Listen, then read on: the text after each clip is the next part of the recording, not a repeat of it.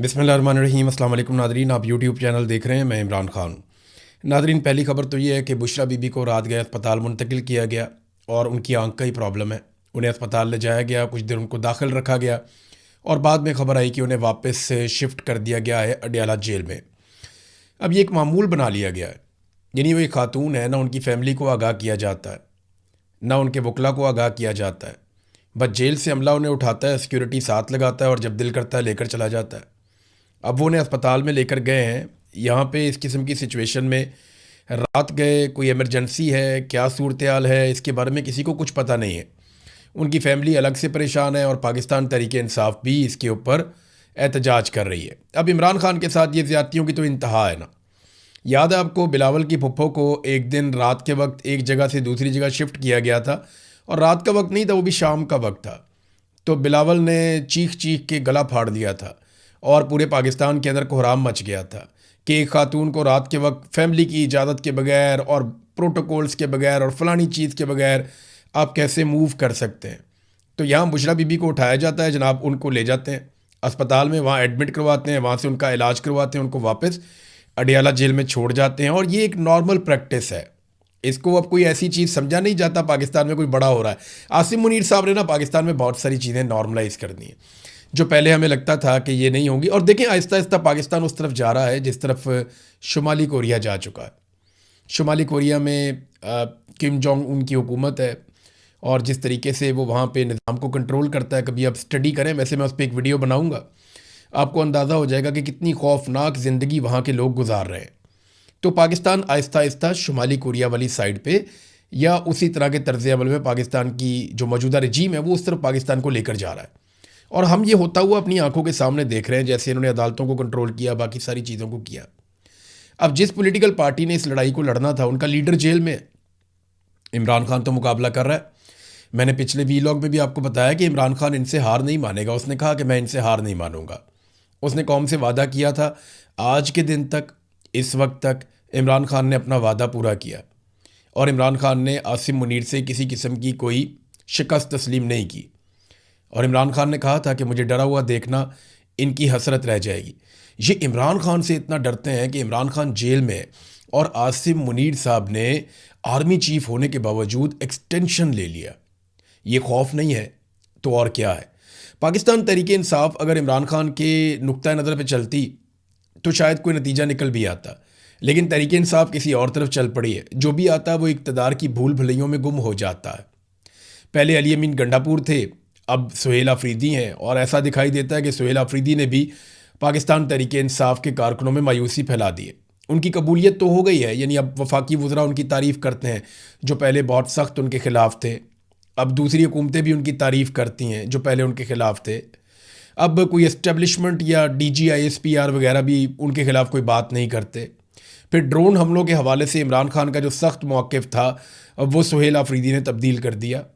फिर ऑपरेशन के हवाले से जो सुहेल आफरीदी का एक सख्त मौक़िफ़ था इमरान खान के कहने पर, वो भी लगभग तब्दील हो गया। जो मामलात अफ़गानिस्तान के हवाले से हैं वो भी हम वैसे नहीं देखते। और जो एहतजाज की सियासत है उन्होंने उठाकर खाते डाल दिया कि महमूद खान अचक से ही बताएंगे कि इमरान खान को बाहर निकालने के लिए तहरीक कब चलानी है और इमरान खान साहब जो हुक्म करेंगे वो मैं करूँगा। अब इमरान खान साहब हुक्म कब करेंगे, मुलाकात होगी तो करेंगे। मुलाकात आसिम मुनीर साहब ने बंद की हुई है। तो लोग ये चीज़ें देखते हैं तो लोग मायूस होते हैं, फिर लोग दूर हो जाते हैं। देखिए, मैं एक चीज़ नोट कर रहा हूँ, जिसको भी कबूलियत मिलती है ना उसकी मकबूलियत बढ़ जाती है। यानी ये निज़ाम जिसको भी कबूलियत बख्शता है उसकी मकबूलियत फ़ारिग हो जाती है। आप देखें ना, निज़ाम में कबूलियत किसकी, मरीम नवाज़ की, वो पब्लिक में जा नहीं सकती। शहबाज शरीफ की कबूलियत है, पब्लिक में जा नहीं सकता। गंडापुर जो है उसके साथ भी यही हुआ, आहिस्ता आहिस्ता पब्लिक दूर होती गई। अभी मैंने जलसा देखा, इसके मनाजिर जो मानसरा में हुए हैं पाकिस्तान तहरीक इंसाफ के, ये बहुत सारी फ़ोटोज़, पहली मरतबा मैंने देखा पाकिस्तान तहरीक इंसाफ ने अपने जलसे की कुछ ऐसी वीडियोज़ और तस्वीर जारी की जिसमें जालसाजी की जा रही थी। यानी ऐसी जालसाजी PMLN या बाकी पॉलिटिकल पार्टीज़ या पीपल्स पार्टी वाले करते हैं क्योंकि उनके पास लोग नहीं आते। जब लोग नहीं आते तो वो ये करते हैं कि वो ख़ास एंगल से तस्वीरें बनाते हैं पब्लिक की। मखसूस एंगल से एक तस्वीर बना ली, 2 बना ली, 4 बना ली, उन तस्वीरों को वो पब्लिक करते हैं और कोशिश करते हैं कि इस तरह दिखाया जाए कि जैसे ये जलसा बहुत बड़ा है। लेंस इस्तेमाल किए जाते हैं। अब मैं मीडिया का आदमी हूँ, 2 मिनट में पकड़ लेता हूँ। तो मैंने जब इसकी तस्वीरें देखी और पाकिस्तान तहरीक इंसाफ के सोशल मीडिया ने तस्वीरें लगाई मानसेरा में, यहाँ पे जो जलसा हुआ उसकी, तो मुझे वहीं आइडिया हो गया कि ये जलसा फारिग है। और ये जिस किस्म की, जिन एंगल से ये तस्वीरें ली गई हैं और जिस तरह के कैमरास को और जिस तरह के एंगल्स को इस्तेमाल किया गया है, यहाँ पे या तो लोग आए ही नहीं या ये किसी गलत टाइम पे ली गई हैं। फिर जब जलसा चल रहा था उस वक्त बैक साइड से एक तस्वीर किसी ने ली और लॉन्ग एंगल से, हाइट से किसी ने तस्वीर ली। अब ये तस्वीर बता रही है कि इस वक्त क्या हालत थी जलसे की। यानी ये या तो आप कबूलियत ले लें या मकबूलियत ले लें। तो सुहेल आफरीदी साहब जो हैं वो, उन्होंने कबूलियत तो ऐसा लगता है कि उनको मिल गई है, लेकिन इमरान खान के नाम पे ही लोग निकलते हैं। इमरान खान आज कहते हैं जेल में बैठ करके फ़लाँ जगह पे जलसा करना है, लोग वहाँ पे आ जाएंगे। इमरान खान जब भी ऑर्डर करते हैं कि यहाँ पे निकलो जलसा करना है, लोग आ जाते हैं। ऐसा नहीं है कि इमरान खान के नाम पे लोग नहीं आएंगे, लेकिन जो इमरान खान के नज़रिए पे नहीं चल रहा होगा, जैसा कि मुराद सईद ने अब शिकवा किया। मुराद सईद का अगर आप ट्वीट गौर से पढ़ें तो मुराद सईद का सारा शिकवा अपने उन साथियों से है जिनको उसने तैयार किया था, जिन पर उसने एहसानात किए थे। ये पाकिस्तान तहरीक इंसाफ के वो नौजवान हैं जो मुराद सईद की टीम में थे, और आज मुराद सईद इनसे शिकवा कर रहा है कि तुम उस पॉलिसी से पीछे हट गए हो जो हमारे लीडर की है। बहरहाल ये पॉलिटिकल पार्टी का मामला है, चलता रहेगा। मरीम नवाज़ ने एक ऐलान किया, नादरीन ये ऐलान आप सुने, बहुत मज़ेदार है, ये बड़ी इंटरेस्टिंग चीज़ है। नादरीन माजी में एक दौर ऐसा भी था जिस वक्त मरीम नवाज़ साहिबा अपने चचा शहबाज शरीफ को फ़ोन करके कहती हैं कि ये हेल्थ कार्ड तो बंद कर दें, इमरान खान के पास इसके अलावा कुछ नहीं है, आप हेल्थ कार्ड बंद कर दें, गरीबों का जो मुफ्त इलाज हो रहा है, जहाँ से दिल करता है वो अपना इलाज करवा लें, अगर आप ये बंद कर देंगे तो इससे फ़ायदा हो जाएगा हमें और इमरान खान को पॉलिटिकली नुकसान होगा, गरीब मरते हैं तो मरे। ये मरीम नवाज़ साहिबा ने अपने चचा को कहा था। लेकिन मज़े की बात देखें कि अब वही मरीम नवाज़ और उसका स्टेटमेंट, मरीम नवाज़ कह रही है कि ऐसी हेल्थ इंश्योरेंस पॉलिसी लाएंगे कि जिसका जहाँ से दिल करे अपना इलाज करवा सकेगा। ये तो इमरान खान की पॉलिसी थी, हेल्थ इंश्योरेंस पॉलिसी तो इमरान खान की पॉलिसी थी कि जिसने जहाँ से इलाज करवाना है जाकर करवा लो। इमरान खान ने तो पूरे पाकिस्तान को ये फैसिलिटी दे दी थी, सिर्फ सिंध की सूबाई हुकूमत नहीं मान रही थी, इमरान खान ने तो हर जगह पे हेल्थ कार्ड चला दिए थे। और ये वो हेल्थ कार्ड है जिसको 4 साल पहले इन्होंने बंद करवाया बेशर्मी और ढिठाई के साथ। आज 4 साल के बाद इन्हें याद आया कि इससे बड़ा प्रोजेक्ट कोई नहीं था। अब ये इमरान खान के उसी प्रोजेक्ट को जो है वो दोबारा से रीओपन कर दे, थूक के चाटने वाली बात हो गई। अब मिसाल तो बड़ी गंदी है लेकिन इन लोगों के ऊपर फिट आती है। ये वही हरकतें कर रहे हैं, बहुत ही घटिया सियासत इस ख़ानदान ने की है हमेशा, और आज भी ये अपनी उसी घटिया रविश के ऊपर कायम है। इसहाक डार ने नादरीन एक स्टेटमेंट दिया, बड़ा इंटरेस्टिंग स्टेटमेंट है। स्टेटमेंट की पहली लाइन आप सुनेंगे ना तो अगर आपको थोड़ी सी भी इंटरनेशनल पॉलिटिक्स की समझ है ना तो आपकी हंसी छूट जाएगी। इसहाक डार ने कहा कि पाकिस्तान ने या हमने फरीकैन को बावर करवाया है कि सऊदी अरब हमारे लिए नो गो एरिया है। फरीकैन को, फरीक कौन कौन है? अमेरिका और ईरान। इसहाक डार क्या पिद्दी और क्या पिद्दी का शोरबा।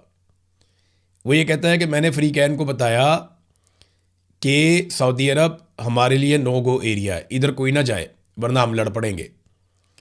देखिए, ईरान को तो पाकिस्तान कह सकता है, फरीकैन का लफ्ज़ इस्तेमाल बिला वजह ही किया है क्योंकि अमेरिका को पाकिस्तान कह नहीं सकता। आज अगर अमेरिका सऊदी अरब के साथ कोई ज़्यादती करता है तो पाकिस्तान तो एक लफ्ज़ नहीं बोलेगा।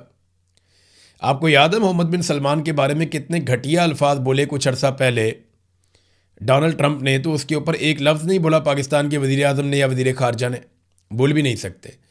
भाई सऊदी अरब तो छोड़ें, जब पाकिस्तान के फ़ौजी शहीद कर दिए थे, पीपल्स पार्टी का दौर था गालिबन, अमेरिकन ने अफ़गान बॉर्डर के ऊपर पाकिस्तानी फ़ौजी सलाला में शायद शहीद कर दिए थे और 25 फ़ौजी पाकिस्तानी शहीद हो गए थे। उसके बाद हमने अलामती तौर पे सिर्फ क्या किया था, सप्लाई लाइन बंद की थी, वो भी अलामती तौर पे, और वो जिस वक्त अमेरिका को प्रॉब्लम आया उन्होंने वापस खुलवा ली। आप माफ़ी तो उनसे मंगवा नहीं पा रहे थे, और जब उन्होंने पाकिस्तान के फ़ौजी शहीद किए तो उसके बदले में आपने उनके फ़ौजी नहीं मारे। पाकिस्तान ने वहाँ पे सब्र का मुजाहरा किया, अपने नौजवानों का खून रायगा जाने दिया। तो जो बात हकीकत है वो हकीकत है। पाकिस्तान अमेरिका के साथ पाकिस्तानी फ़ौज कभी भी लड़ना नहीं चाहती। पाकिस्तानी फ़ौज को ये लगता है कि अमेरिकन फ़ौज बहुत ताकतवर और बहुत बड़ी फ़ौज है, इससे हम नहीं लड़ पाएंगे। जनरल बाजवा से एक दिन हम बातचीत कर रहे थे तो इमरान खान ने कहा था कि अफ़गानिस्तान के ऊपर हमले के लिए हम अपने अड्डे नहीं देंगे। तो मैंने जनरल बाजवा से, बहुत सारे और सहाफ़ी भी थे, मैंने उनसे पूछा, मैंने कहा जनरल साहब अड्डे नहीं देंगे तो आपकी फ़िज़ाई हदूद भी अगर कोई और मुल्क इस्तेमाल करता है तो वो भी फैसिलिटी आप ही देते हैं तो इस्तेमाल करता है, तो क्या अमेरिका आपकी फ़िज़ाई हदूद इस्तेमाल कर सकता है?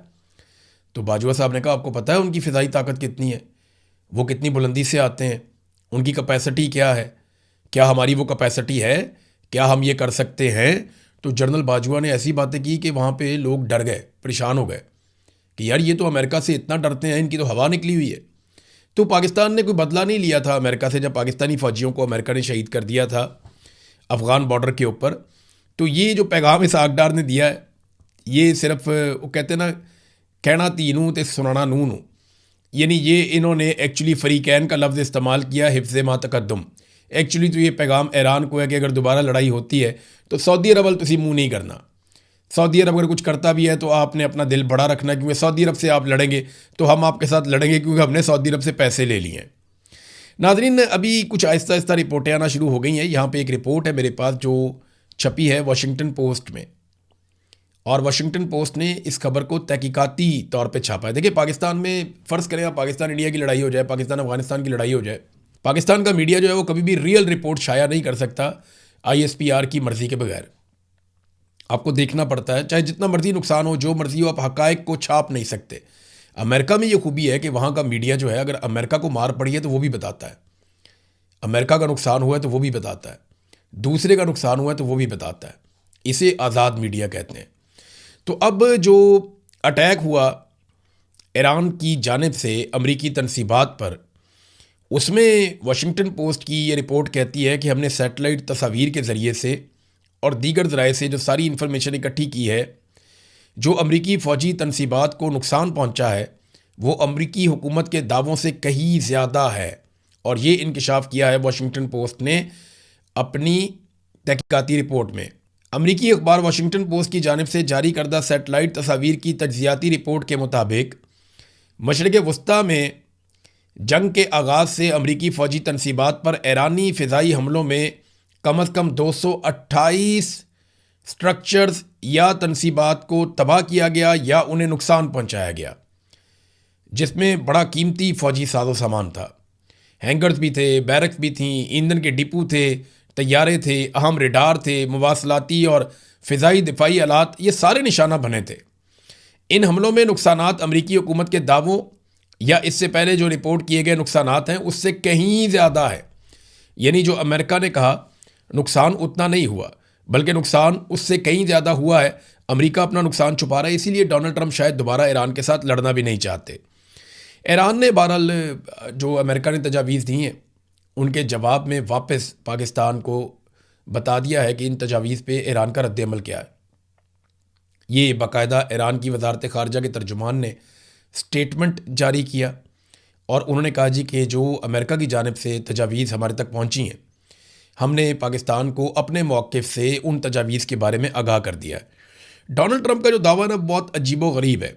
डोनाल्ड ट्रंप बार बार ये कहते हैं कि हम ईरान से अफसुदा यूरेनियम ले जाएंगे अमेरिका में, और बार बार वो एक ही बात करते हैं कि ये ईरान से यूरेनियम हम उठाएंगे और उठाकर उसे अमेरिका में ले जाएंगे। अब क्या ये हो सकता है? ये एक अभी तक एक बड़ा सवाल यही बना हुआ है। देखिए ना, डोनाल्ड ट्रंप ने बुध के रोज़ फिर कहा कि अमेरिका ईरान से अफसुदा यूरेनियम हासिल करेगा, जबकि दोनों ममालिक के दरमियान जंग के खात्मे के लिए मुआहदे की कोशिशें जारी हैं।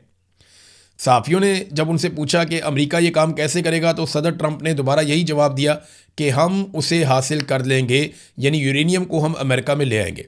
अब ईरान कहता है जैसे हमारी ज़मीन हमारे लिए मुक़द्दस है, वैसे ही हमारी यूरेनियम भी हमारे लिए मुक़द्दस है। देखिए, मेरे ख्याल में ये डोनाल्ड ट्रंप के लिए एक आइडियल वॉर ट्रॉफ़ी तो हो सकती है कि वो यूरेनियम के साथ एक तस्वीर बनाए और दुनिया को बताए कि देखो मैं ले आया, मैंने दुनिया को बचा लिया, सेवियर ऑफ द वर्ल्ड बन गया, मुझे अमन का नोबेल इनाम भी दे दो, और वो उसकी गुड्डी भी चढ़ जाएगी। लेकिन इसमें ईरान को बहुत नुकसान हो जाएगा, क्योंकि ईरान के अंदर जो मौजूदा रजीम है उसके अंदर जो पब्लिक की सपोर्ट है, पब्लिक में जो उसकी सपोर्ट है, वो इसीलिए है कि वो अमेरिका के साथ और जालिम के साथ लड़ रहे हैं, और वो मजहबी बुनियादों के ऊपर उन्होंने पब्लिक की हमदर्दी ली हुई है। अब उनके लिए भी बहुत मुश्किल है, वो उठा के यूरेनियम अमेरिका के हवाले कर दें। कोई बीच का रास्ता निकल सकता है, हो सकता है कोई और ऐसा फ़ैसला हो जो ईरान के लिए भी आसान हो और अमेरिका के लिए भी कुछ ना कुछ फेस सेविंग मिल जाए, लेकिन अभी तक तो इस सिलसिले में कुछ भी दिखाई नहीं दे रहा।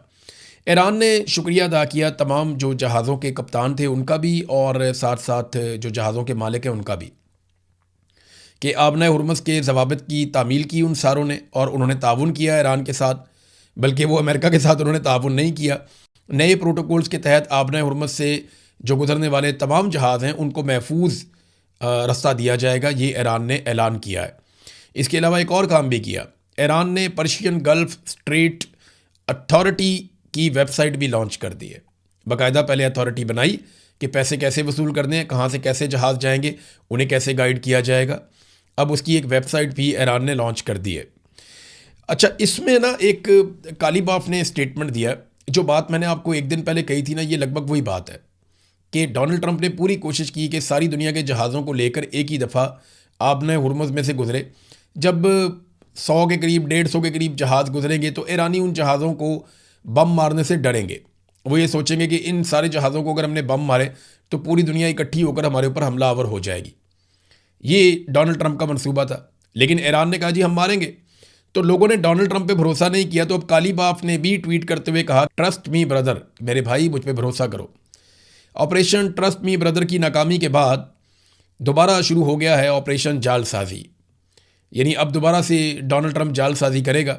हम वो चीज़ें नहीं मानेंगे जो चीज़ें डोनाल्ड ट्रंप को लगता है कि, या अमेरिका के जो मुतालबात हैं जिनमें किसी किस्म की मसावात नहीं है, वो मुतालबात ईरान पहले भी कह चुका है और अब भी वो बार बार कहता है कि हम वो मुतालबात नहीं मानेंगे। एक चीज़ बड़ी हैरान कुन है नाज़रीन, जो दुनिया भर के इकोनॉमिस्ट हैं, जो तजर्बाकार लोग हैं, वो इस बात को नोट कर रहे हैं। जब अमेरिका में दिन का वक्त होता है ना, तो यहाँ पे रात होती है खित्ते में, और उस वक्त अमेरिका से एक स्टेटमेंट आता है और रात के वक्त एकदम कीमत गिरती है, और एक और स्टेटमेंट आता है फिर कीमत उठती है। आजकल तमाम मीडिया जो बड़े बड़े हैं उनकी वेबसाइट्स हैं, ये स्टेटमेंट जंगल में आग की तरह फैलता है। तो डोनाल्ड ट्रंप और उनसे जुड़े हुए लोगों के स्टेटमेंट और उनसे मनसूब बयानात के बाद कुछ ऐसे इन्वेस्टर्स, सरमायाकार हैं जो एकदम सरमायाकारी करते हैं। यानी एक स्टेटमेंट आता है, एकदम कीमत गिरती है, और वो बहुत सारा सरमाया लगाकर बहुत सारी ख़रीदारी कर लेते हैं, और एकदम जैसे ही सूरत हाल तब्दील होती है एक नया स्टेटमेंट आता है और उसके बाद कीमतें बढ़ती हैं तो वो मार्केट से निकल जाते हैं। तो ये जो ट्रेडिंग हो रही है ये इस बुनियाद पे हो रही है कि कुछ ऐसे लोग हैं मुबैना तौर पे जो मुस्तकबिल के बारे में पहले से जानते हैं कि अभी क्या बयान आया और थोड़ी देर के बाद कौन सा बयान आने वाला है, और इस बयान का मार्केट के ऊपर किस किस्म का इम्पैक्ट होगा। ये बहुत इंपॉर्टेंट है, ये छोटी बात नहीं है, ये बड़ी बात है। नाज़रीन, एक और चीज़ है, ईरान के ऊपर काफ़ी दबाव भी बढ़ गया है। ऐसा नहीं है कि ईरान पे दबाव नहीं है, ये जो अमेरिका ने नाकाबंदी की है इसका ईरान को नुकसान हुआ है, और नुकसान देखें इस लेवल पे है कि ईरान को आने वाले दिनों में अपनी प्रोडक्शन कम करनी पड़ेगी, और ईरान को किसी ना किसी तरह इस नाकाबंदी को ख़त्म करना पड़ेगा। उसके लिए बहुत बुरे माशी हालात पैदा हो जाएंगे। तो ईरानी हुकूमत ने अवाम से अपील की है चंद चीज़ों की। एक तो उन्होंने कहा जी पुरअमन रहें, आपस में मुत्तहिद रहें, एक दूसरे के मसाइल हल करें, मोहल्लों की सतह के ऊपर एक दूसरे को सपोर्ट करें, और जितनी हो सकती है सारी कौम मिलकर बचत करे। उनका ये कहना है कि आप जितनी बचत करेंगे उतना हमारे दुश्मन को हम नुकसान पहुंचाएंगे। इस वक्त इम्तिहान जो है वो ईरान के अंदर है। दुश्मन हमसे नहीं लड़ पा रहा, लेकिन वो हमें अंदर से लड़ाना चाहता है और हमें माशी तौर पे कमज़ोर करके हमारे आसाब तोड़ना चाहता है। तो इस वक्त ईरानियों को खड़ा रहना पड़ेगा। तो ईरानी हुकूमत ने अपने शहरियों से कुर्बानी मांगी है। वो जंग में उतरे हुए हैं, उनका बनता भी है कुर्बानी मांगना। हमारे तो बिला वजह ही कुर्बानी मांग लेते हैं। एक नया जहाज़ लेना है, मरीम नवाज़ ने कुर्बानी मांग लेते हैं कौम से। शहबाज शरीफ ने कोई नया अपने अयाशी करनी है, वो कौम से कुर्बानी मांग लेते हैं। नई गाड़ियाँ लेनी है, इन्होंने कौम से कुर्बानी मांग लेते हैं। कोई नया कारोबार खड़ा करना है, इन्होंने कौम से कुर्बानी मांग लेते हैं। कोई पाकिस्तान का इदारा बेचना है, इन्होंने तो कौम से कुर्बानी मांग लेते हैं। कोई दुनिया का वर्ल्ड टूर लगाना है इन्होंने अपने मुलाजमों समेत, तो ये कौम से कुर्बानी मांग लेते हैं। तो पाकिस्तान में तो ये ट्रेंड है ना कुर्बानी मांगने का। लेकिन ईरानियों ने, क्योंकि वो जंग लड़ रहे हैं, तो उन्होंने ना सिर्फ कुर्बानी मांगी बल्कि उन्होंने अपने ओवरसीज़ जो उनके ईरानी हैं उनसे कहा कि आप बयानिया की लड़ाई के अंदर जितना ज़्यादा हो सके बैनुल-अक़वामी इदारों में, हर जगह पे जहाँ जहाँ पे आप हैं, आप इन्फ्लुएंस करें और ईरान के हक़ में बात करें। अब तक के लिए इतना ही। अपना ख्याल रखिएगा, अपने इस चैनल का भी। अल्लाह हाफ़िज़।